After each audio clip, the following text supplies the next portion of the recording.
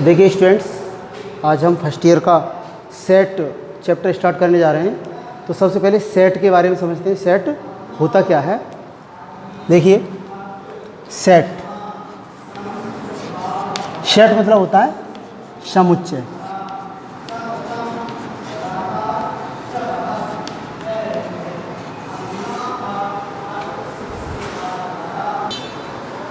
देखिए सुपरिभाषित वस्तुओं के समूह को समुच्चय कहते हैं। सुपरिभाषित यानी समुच्चय को हम दो शब्दों द्वारा अच्छी तरह समझेंगे। एक तो कोई भी जो समूह ले रहे हैं वो सुपरिभाषित होनी चाहिए। सु मतलब अच्छी तरह से परिभाषित यानी जिसकी परिभाषा हम दे सकते हैं। और एक होना चाहिए सुस्पष्ट यानी स्पष्ट तरीके से पता होना चाहिए कि अवयव कैसे हैं। यानी इसमें पहले इसे समझ लो। सुपरिभाषित का मतलब है कि हम अच्छी तरह से हम उसकी परिभाषा दे सकें। जैसे हम कह दें अपनी कक्षा के सबसे होशियार छात्रों का समूह बनाइए। क्या आप होशियार छात्रों का समूह बना सकते हैं? मान लो कोई बच्चा है टिंकू और वो आपका गणित में होशियार है, इंग्लिश में होशियार नहीं है, तो आप क्या होशियार कह सकते हैं उसे? नहीं कह सकते। यानी होशियार शब्द ही परिभाषित नहीं है। यानी होशियार हो तो कितना होशियार हो। या हम ऊंची चीज़ों का समुच्चय बनाएं, जैसे बहुत ज़्यादा ऊंची हो। अब कोई चीज़ 4 फुट की है, ऊंची मान लें हम उसे, तो उससे ज़्यादा 5 फुट की ज़्यादा ऊंची हो सकती है, या 10 फुट की ज़्यादा उससे ज़्यादा ऊंची हो सकती है। तो ये परिभाषित करना संभव नहीं है कौन सी ज़्यादा ऊंची है। दूसरी हम कहते हैं प्रतिभाशाली खिलाड़ियों का समुच्चय। तो प्रतिभाशाली मतलब ज़्यादा रन बनाने वाला, हर चीज़ में प्रतिभाशाली होनी चाहिए, जिसकी IQ 140 से ऊपर हो। यानी अगर कोई ज़्यादा रन बना रहा तो उससे ज़्यादा भी और बना सकता है। हो सकता है कोई उससे ज़्यादा और खिलाड़ी ज़्यादा हो, प्रतिभाशाली आ जाए। तो प्रतिभाशाली शब्द भी परिभाषित नहीं है। तो हम सुपरिभाषित का मतलब है, जैसे हम कह दें कि सम संख्याओं का समुच्चय। अगर हमें सम संख्याओं का समुच्चय लिखना है, जैसे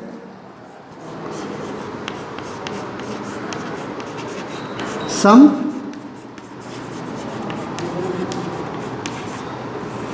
संख्याओं का समुच्चय। अगर मान लो सेट को A मान लें तो सम संख्याओं की हमारी परिभाषा होती है जिन संख्याओं में 2 का भाग चला जाए वो सब आपकी सम संख्याएं होती हैं। तो ये आपका सम संख्याओं का समुच्चय हो जाए तो इनकी परिभाषा है, यानी अच्छी तरह से परिभाषित होनी चाहिए। दूसरी सुस्पष्ट का तात्पर्य है कि इसके अंदर जो एलिमेंट आ रहे हैं वो एक एलिमेंट केवल एक ही बार आना चाहिए।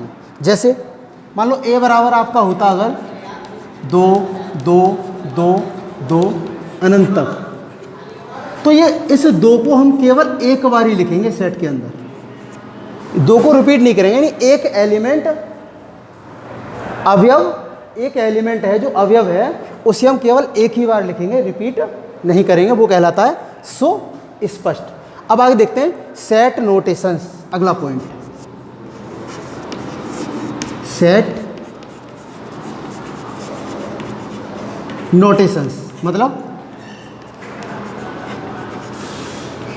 समुच्चय संकेतन। समुच्चय को हम अंग्रेजी वर्णमाला के बड़े अक्षरों से दर्शाते हैं। जैसे A बराबर कुछ भी ले सकते हैं हम, विषम संख्या ले लें 1 3 5 6 यहाँ तक ले लें। अब इसका मतलब है ये सेट A है, यानी समुच्चय का नाम A हो गया, और इसके अंदर ये जो अवयव हैं 1 3 5 7 ये अवयव हैं। और यहाँ पर अगर एक आपका A है, अगर हम लिखते हैं 1 बिलोंग्स टू, इसे क्या पढ़ते हैं?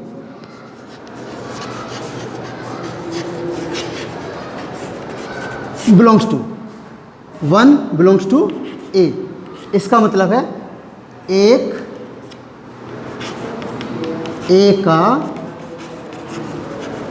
अवयव है, 1 बिलोंग्स टू A। अगर एक इसमें है तो लिख देंगे 1 बिलोंग्स टू A। अगर हम कह देते 9 बिलोंग्स टू A,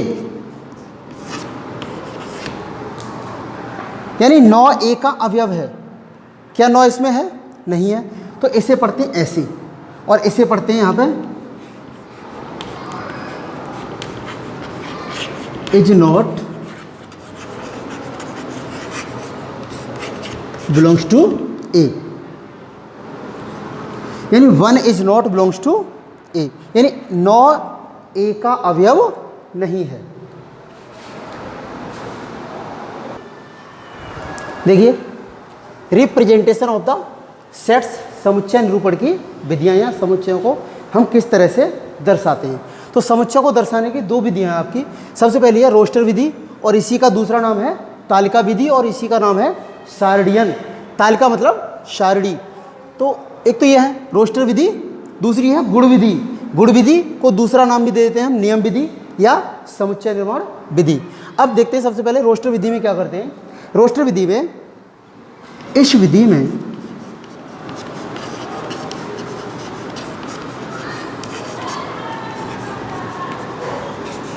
सभी अवयवों को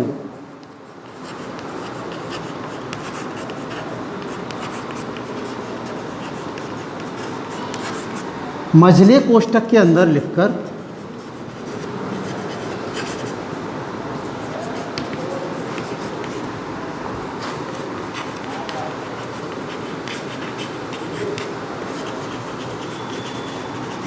कॉमा से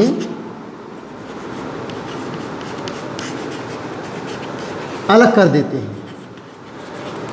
यानी इस विधि में क्या करना है, यानी जितने भी आपके अवयव होंगे उन सारे अवयवों को मझले कोष्ठक के अंदर लिखेंगे।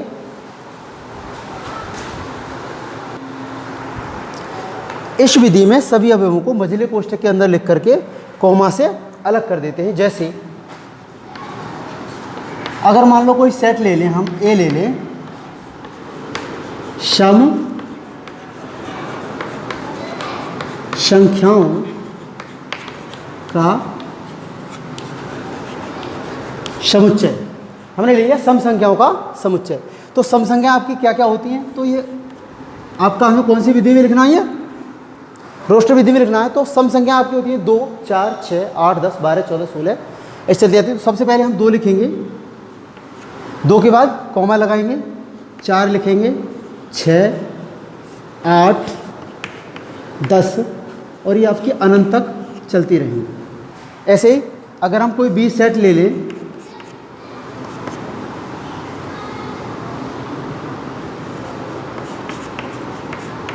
दिनों के नामों का समुच्चय, तो हम इसे कैसे लिखेंगे, दिनों के नाम लिखने हैं हमें केवल, सोमवार, मंगल, बुध, बृहस्पति, शुक्र, शनिवार और रविवार। सोमवार, मंगल, बुध, बृहस्पति, शुक्र, शनिवार और रविवार। और कुछ भी हो सकता है, कोई तीसरा ले रहे हैं।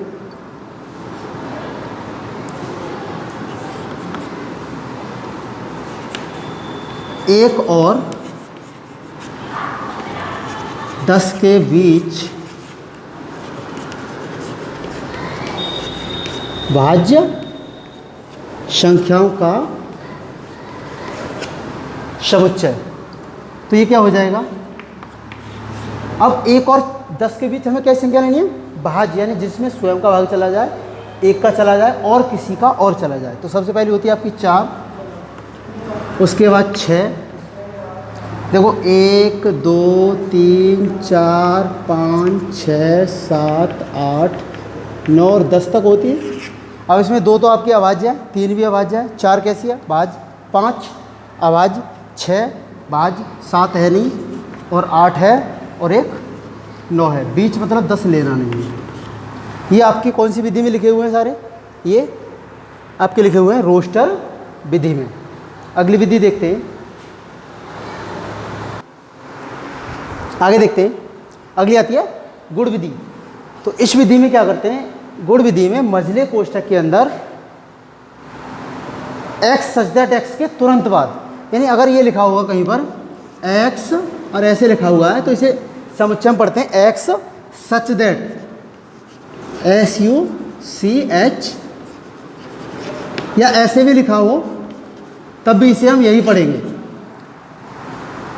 x सच दैट, या यानी ये लिखा हो या लो, इसे पढ़ते हैं x सच दैट x, के तुरंत बाद, यानी इसमें मझले कोष्ठक के अंदर तुरंत बाद अवयवों का एक विशेष गुण लिख दिया जाता है। एक ऐसा गुण लिखते हैं जो प्रत्येक अवयव को सेटिस्फाई करे, संतुष्ट करे। जैसे ये है आपका A बराबर AEIOU, ये कौन सी विधि में लिखा हुआ है? ये मझले कोष्ठक के अंदर कॉमा लगा लगा के लिखा हुआ है, तो आपका ये रोस्टर विधि में। अब इसको हमें कौन सी विधि में चेंज करना है? गुण विधि में या नियम विधि कह लो। तो हमने मझला कोष्ठक लगाना है, x सच दैट x लिखना है, x सच दैट x लिखना है बराबर, ये x को एलिमेंट ले लिया, ये अब इनका एक गुण लिखना है। अब ये गुण क्या है? ये अंग्रेजी वर्णमाला है, AEIOU अंग्रेजी वर्णमाला तो है, लेकिन अंग्रेजी वर्णमाला में क्या है? AEIOU अंग्रेजी वर्णमाला के स्वर हैं। क्या है? x सच दैट x एक, या ऐसे लिख दूं यहाँ पर, एक अंग्रेजी वर्णमाला का स्वर है। बस काम खत्म कर देंगे। ये x एक, ये एक अक्षर नहीं है, ये एक क्या है? कि ये गुण है। इन सारे अवयवों का ये एक एक ये लिखा हुआ है, x एक गुण है। क्या है? यानी x सच दैट x एक अंग्रेजी वर्णमाला का स्वर है। तो इनका एक ऐसा गुण लिखेंगे, अब स्वर लिखेंगे तो स्वर में ये सभी आ जाएंगे। दूसरा देखते हैं, 1 3 5 7, ये कौन सी विधि में लिखे हुए हैं? रोस्टर में लिखे हुए हैं। अब रोस्टर के बाद ये हमें किस में लिखने हैं? B बराबर, अब ये दूसरी विधि में लिख रहे हैं, नियम विधि। नियम विधि में लिखना है, तो हमने पहले लिखना है x सच दैट x। अब ये 1 3 5 7, 1 3 5 7 क्या है? ये 1 3 5 7 विषम संख्या होती है। अब अनंत तक लिखी हुई है, कोई कंडीशन तो दी नहीं है कि यहाँ तक लिखनी है। तो x सच दैट x एक विषम संख्या है। आगे देखो, ये लिखा हुआ है सोमवार मंगल बुध बृहस्पति डॉट डॉट डॉट शनिवार रविवार। अब इसमें ये सप्ताह के दिन है, तो इसे कैसे लिख देंगे? अब इसका गुण क्या हो जाएगा? एक x सच दैट, ऐसे भी लिख सकते हैं, x सच दैट x एक सप्ताह का दिन है। तो यहाँ तक ये अच्छी तरह से समझ में आ गए होंगे। अब देखते हैं आगे। देखिए आगे चलते हैं समुच्चयों के प्रकार पर। तो समुच्चयों के कितने प्रकार होते हैं आगे देखते हैं। सबसे पहला आता है रिक्त समुच्चय। तो रिक्त का मतलब ही है खाली, यानी ऐसा समुच्चय जिसमें कोई भी अवयव ना हो, रिक्त समुच्चय कहलाता है। एक बात का ध्यान रखना है, रिक्त समुच्चय को हम फाई, इसी का पढ़ेंगे,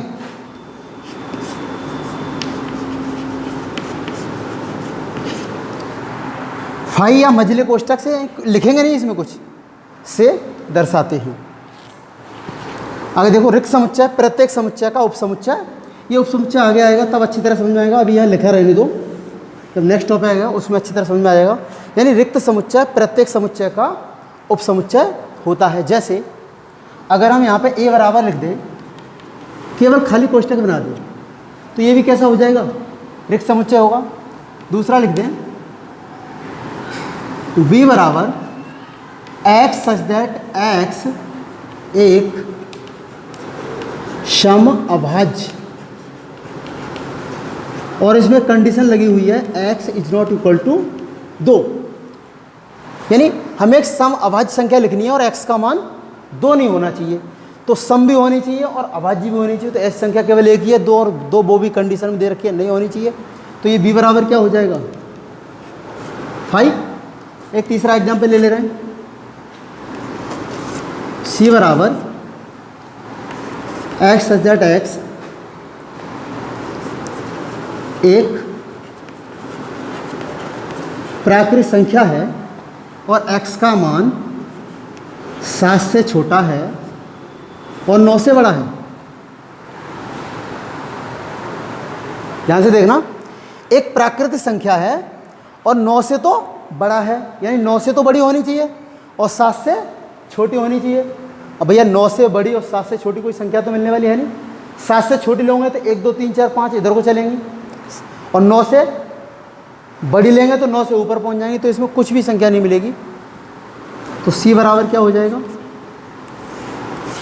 5।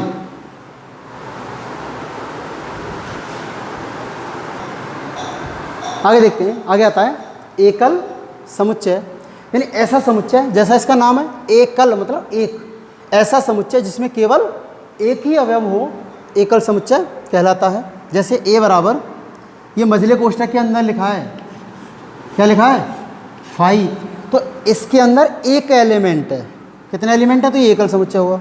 B बराबर 2 लिख दें केवल, तो ये भी क्या होगा एक ही है। X सच दैट X एक सम संख्या है, यानी सम संख्या लिखनी है, 8 से बड़ी होनी चाहिए और 12 से छोटी होनी चाहिए, तो ये क्या हो जाएगी। अब 8 से बड़ी सम संख्या कितनी होती है 10, और 12 से छोटी है, तो इसमें भी कितने एलिमेंट आएंगे, एक ही आएगा, तो एकल समुच्चय कहलाएगा। सम अथवा समान समुच्चय, सम मतलब समान, यदि समुच्चय A के सभी अवयव B में हो और B के सभी अवयव A में हो, तो ऐसे समुच्चय को हम A और B को समान समुच्चय कहते हैं। ये A बराबर B से दर्शाते हैं, यानी A बराबर अगर A B C D है और B बराबर B C A D है, तो ये देखो क्या ये A इस दूसरे वाले में है, A इसमें है, B भी है, C भी है, D भी है, यानी A के सभी इसमें है।